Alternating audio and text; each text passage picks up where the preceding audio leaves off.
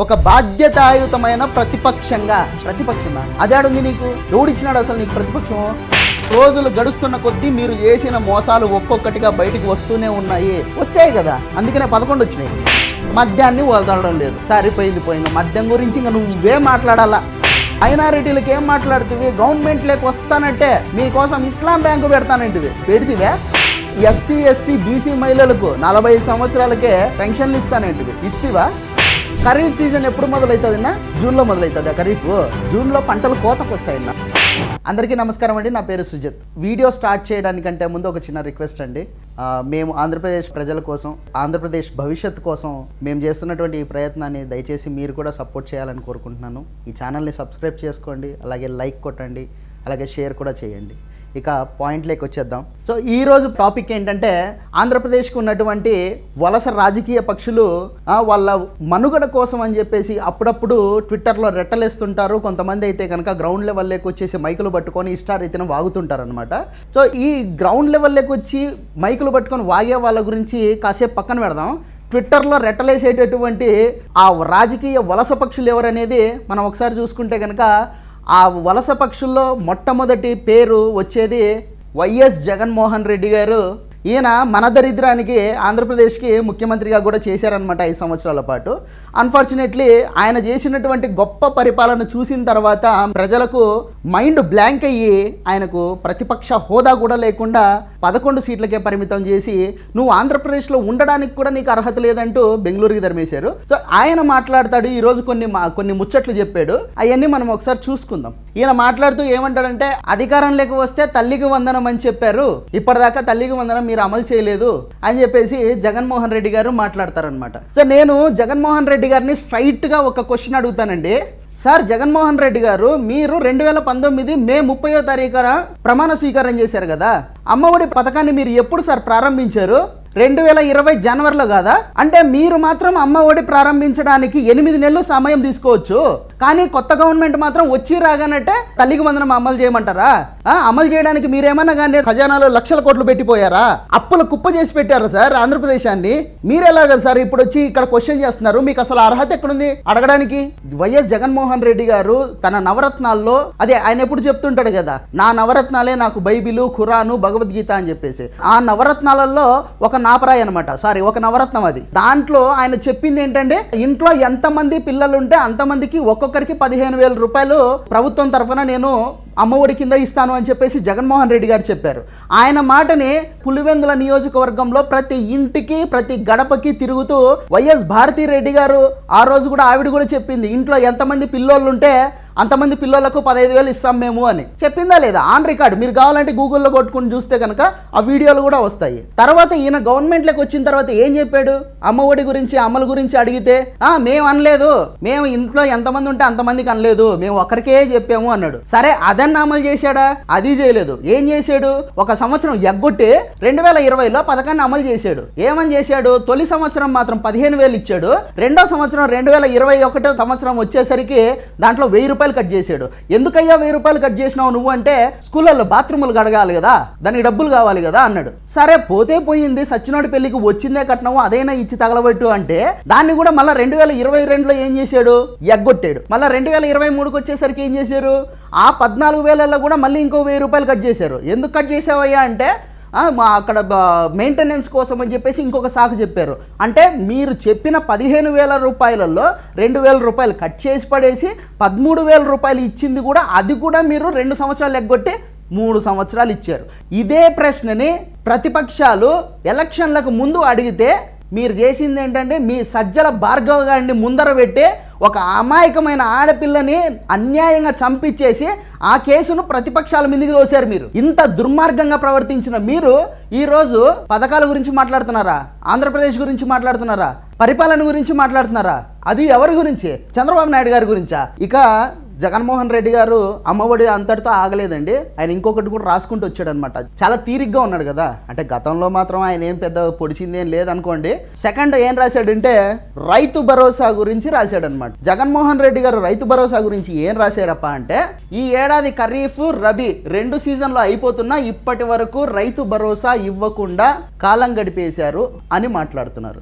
నువ్వు యాపద్దన్నా కానీ వరిమళ్ళకి కాళ్ళు పెట్టి ఎప్పుడైనా కానీ ఓ చిన్న కత్తి తీసుకొని ఒరేమన్నా కోసినావా? యాపద్దన్నా కానీ వ్యవసాయం చేసిన చరిత్ర ఉందా నీకు? ఏంటికి నా వ్యవసాయం గురించి నువ్వు మాట్లాడుతా ఉన్నా?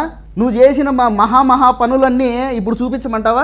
చూపిస్తా, తట్టుకోరని ఖరీఫ్ రబీ సీజన్ల గురించి నువ్వు మాట్లాడతావు. ఖరీఫ్ సీజన్ ఎప్పుడు మొదలవుతుందన్నా? జూన్లో మొదలవుతుందా ఖరీఫ్? జూన్లో పంటలు కోతకు వస్తాయన్నా. ఖరీఫ్ సీజన్లో స్టార్ట్ అయ్యేది ఏప్రిల్ మే నెలలో, జూన్లో కాదు మొదలయ్యేది. ఏప్రిల్ మే నెలలో విత్తనాలు వేస్తారు, జూన్ జూలైలో కోతలు పెడతారు. ఆ లెక్కన వేసుకుంటే రైతు భరోసా ఎవరు ఇవ్వాలా? నువ్వు ఇవ్వాలనా, కూటమి ప్రభుత్వం ఇవ్వాలనా చెప్పున్నా? ఇంకా రబీ సీజను ఇప్పుడే కదా స్టార్ట్ అయింది. నువ్వు రైతు భరోసా గురించి మాట్లాడుతుంటే ఎలాగుంది అంటే జగన్మోహన్ రెడ్డి అన్న, నాకు ఎందుకో ఓ రకమైన నవ్వు వస్తుంది. ఎందుకు వస్తుంది అంటే కూడా దానికి కారణాలు కూడా నా దగ్గర చాలా ఉండే, దండిగా ఉండే, చెప్తా ఉండు. నువ్వు రైతు భరోసా గురించి ఏం మాట్లాడినావు 2019లో?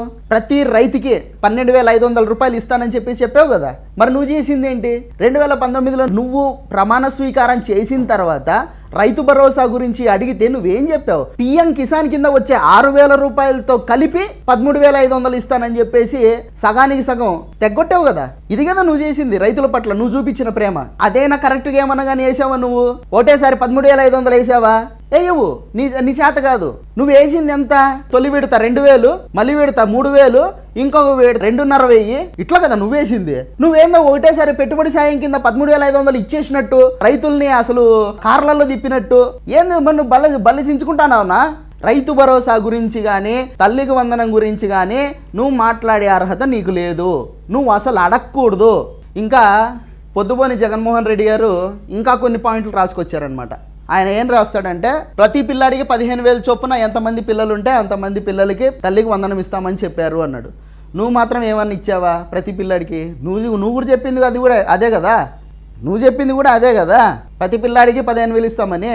ఫైనల్గా ఏం చేసావు? 3 సంవత్సరాలు ఇచ్చావు, అది కూడా 13,000 ఇచ్చావు. నువ్వేమన్నా 15,000 ఇచ్చేసినట్ట ఇవ్వకపోతేవి కదా. నువ్వు మళ్ళీ వీళ్ళ గురించి మాట్లాడతావు. తర్వాత ఏం రాశాడు? రైతులకు పెట్టుబడి సాయం కింద 20,000 ఇస్తామన్నది మోసమే అంట. నువ్వేమన్నా న్యాయం చేసావా? మేము ఇంకా పథకమే స్టార్ట్ చేయలే. నువ్వు నీ టర్మ్ అయిపోయింది ఆల్రెడీ 5 ఏళ్ళు.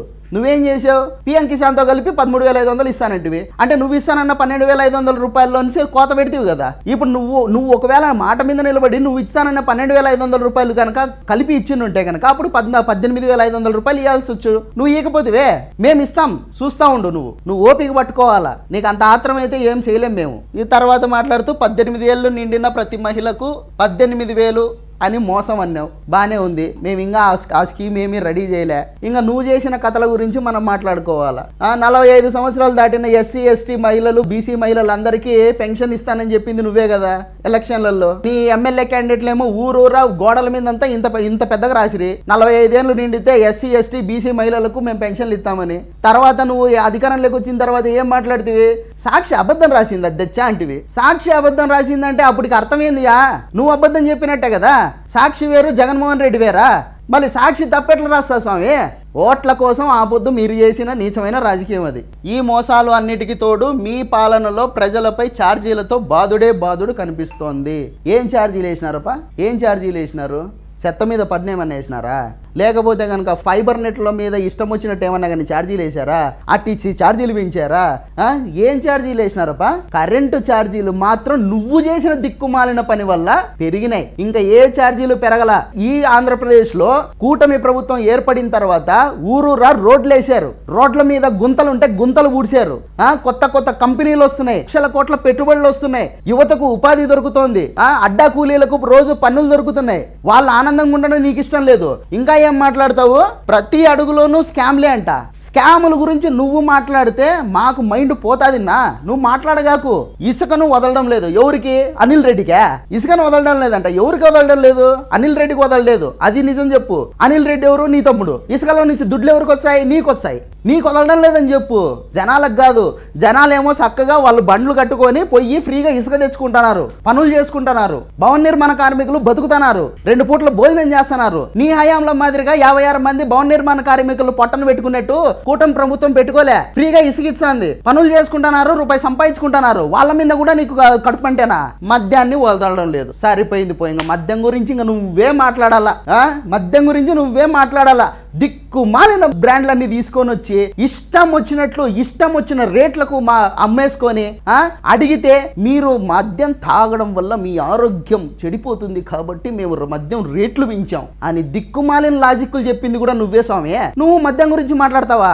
ఇంకా లాస్ట్ లో ఒక ఉపోద్ఘాతం ఇచ్చాడు. మొదట్లో ఒక ఉపోద్ఘాతము, లాస్ట్ లో ఒక ఉపోద్ఘాతం ఇచ్చాడు. అది కూడా మనం చదువుదాం. ఆయన గురించి ఆయనే రాసుకున్నాడు అనమాట. ఏమని రాసుకున్నాడంటే, రోజులు గడుస్తున్న కొద్దీ మీరు చేసిన మోసాలు ఒక్కొక్కటిగా బయటికి వస్తూనే ఉన్నాయి. వచ్చాయి కదా, అందుకనే 11 వచ్చినాయి. ప్రజల్లో ఇవి తీవ్ర ఆగ్రహానికి దారి తీసాయి కదా, అందుకనే 11 వచ్చినాయి కదా. ఒక బాధ్యతాయుతమైన ప్రతిపక్షమా అదేడుంది నీకు? ఎవడిచ్చినాడు అసలు నీకు ప్రతిపక్షము? ప్రతిపక్ష హోదా నీకు నువ్వుగా అనుకుంటే కాదమ్మా. ఎవరు ఇయ్యాలా? జనాలు ఇయ్యాలా ప్రతిపక్ష హోదా. వాళ్ళు అయినప్పుడు నువ్వెట్లా అనుకుంటావు ప్రతిపక్షం నేను అని చెప్పేసి? నిన్నెవ్వరు ప్రతిపక్షంగా గుర్తించట్లేదు ఇక్కడ. జనాలైతే లిటరల్ గా నిన్ను మర్చిపోయారు. ఇంకోటి ఏదో రాశాడు కింద, గొంతుకై నిలుస్తుంది, ప్రజలు మీకు ఇచ్చిన వాగ్దానాల అమలు కోసం వారి తరపున నిలబడుతుంది. యాడా? కర్ణాటకలోనా? బెంగళూరు ప్యాలెస్ లోనా నువ్వు నిలబడేది? ఈ పొద్దుటికి 7 నెలల పొద్దైతాంది గవర్నమెంట్ మారి. ఆల్రెడీ అసెంబ్లీ సమావేశాలు కూడా జరిగినాయి. నీకు ఇంత బాధ్యత ఉన్నోడివి, ఏమని రాశావు? బాధ్యతాయుతమైన అంట. నీకు అంత బాధ్యత ఉన్నోడివి అసెంబ్లీకి ఎందుకు రాలేదు స్వామి? నువ్వు రావచ్చు కదా, వచ్చి మైకు పట్టుకొని అడగాల్సింటివి. యో చంద్రబాబు ఏదియా రైతు భరోసా అని అడగాల్సింటివి. యో చంద్రబాబు ఏదియా నీకు 15,000 నీకు 15,000 నీకు 15,000 అనాల్సింటివి. ఈడపోయి జైళ్ళ దగ్గర ఆ దుర్మార్గులు, నీచులు, నికృష్టులు వాళ్ళు ఏదో తప్పుడు పనులు చేసి జైళ్ళకు పోతే వాళ్ళను పరామర్శించడానికి పోయి వాళ్ళను పరామర్శించి బయటికి రాకుండా, బయటకు వచ్చినోడి గమ్మన కారెక్కి ఇంటికి పోకుండా నువ్వు ఆడ 15,000 ఈడ 15,000 అని ఎకిల్ శాస్త్రలు చేస్తేవే. ఆ ఎకిల్ శాస్త్రలు ఏందో అసెంబ్లీలో అడక్కపోయితే ఎందుకు బై అన్ని? ఇంకా నీ గురించి నువ్వు తొలుత ఫస్ట్ లోనే రాసుకున్నావు కదా, అది నీ గురించి నువ్వే. ఈయన గారి గురించి ఈయన రాసుకున్నది తొలుత ఫస్ట్ లోనే ఆయన గురించి ఆయనే రాసుకున్నాడు. కాకపోతే ఏంటంటే ఆయన పేరు రాసుకుంటే బాగోదని చెప్పేసి చంద్రబాబు నాయుడు పేరు రాశాడు అన్నమాట. ఇక్కడ ఏమని రాస్తాడంటే, ప్రజలకు ఇచ్చిన వాగ్దానాలపై ఇంతటి బరితెగింప, మేనిఫెస్టోపై ఇంతటి తేలికతనమా, ప్రజలకు ఇచ్చిన మాటను అమలు చేయకుండా టేక్ ఇట్ గ్రాంటెడ్ గా తీసుకుంటారా, లక్షల మంది తల్లులకు పిల్లలకు రైతులకు ఇంతటి ద్రోహం తలపెడతారా? ఇది ఆయన గురించి ఆయన రాసుకున్నది. నువ్వు ఆంధ్రప్రదేశ్ లో ఉన్నటువంటి తల్లులందరినీ మోసం చేసావు, అందుకనే ఏ తల్లి నీకు ఓటేలా. ఆంధ్రప్రదేశ్ లో ఉన్నటువంటి పిల్లలందరినీ మోసం చేసావు, ఫీజు రియంబర్స్మెంట్స్ రూపంలో పిల్లల్ని ఇబ్బందులు పాలు చేసావు, అందుకనే కొత్త ఓటర్లు ఎవరు నీకు ఓట్లేలా. అలాగే రైతుల్ని మోసం చేసావు. రైతులకు నువ్వేం మాట్లాడావు? గిడ్డంగులు కట్టిస్తానంటివి, కట్టిస్తివా? ధరల స్థిరీకరణ నిధి పెడతానంటివి, పెడితివా? ఆర్బీకే కేంద్రాలలో నాణ్యమైన విత్తనాలు సరఫరా చేస్తానంటివి, పెడితివా? ఎరువులు ఇస్తానంటివి, ఇస్తివా? వ్యవసాయ పనిముట్ల మీద సబ్సిడీలకి ఇస్తానంటివి, ఇస్తివా? గతంలో చంద్రబాబు నాయుడు ఇచ్చినవి కూడా క్యాన్సిల్ చేసావు, అందుకే రైతులు కూడా నీకు ఓట్లేలా. ఇంకా ఎస్సీ ఎస్టీ బీసీ మహిళలకు 45 సంవత్సరాలకే పెన్షన్లు ఇస్తానంటివి, ఇస్తివా? అందుకే వాళ్ళు కూడా ఓట్లేలా. ఆంధ్రప్రదేశ్ లో ఒక్క రోడ్డు ఏమైనా వేసావా? అందుకనే ఎక్కువగా ట్రావెల్ చేసే వాళ్ళు కూడా నీ దిక్కుమాలిన పరిపాలన చూసి ఓట్లేలా. మైనారిటీలకు ఏం మాట్లాడుతీవి? గవర్నమెంట్ లేక వస్తానంటే మీకోసం ఇస్లాం బ్యాంకు పెడతానంటివి, పెడితివే? అందుకనే ముస్లింలు కూడా నీకు ఓట్లేలేదే. ఇంకా రెడ్లనైతే ఇంక వద్దు వాళ్ళ సంగతి. నీ పరిపాలనలో రెడ్లు పడినన్ని కష్టాలు ఇంకెవ్వరు పడుండరు. ఇంకా కమ్మ కులం వద్దు, ఇంకా దీని గురించి మాట్లాడక్కర్లా. అదే నువ్వు చేసిన పరిపాలన. అందుకనే నీకు 11 సీట్లు వచ్చిండేది. చూస్తూ ఉండు, నువ్వు ఇట్లనే ఆడుతూ ఉండు, నీకు వచ్చే ఎన్నికల్లో ఒక్క సీటు కూడా రాదు, కనీసం నువ్వు కూడా గెలవు ఇట్లే చేస్తా అంటే.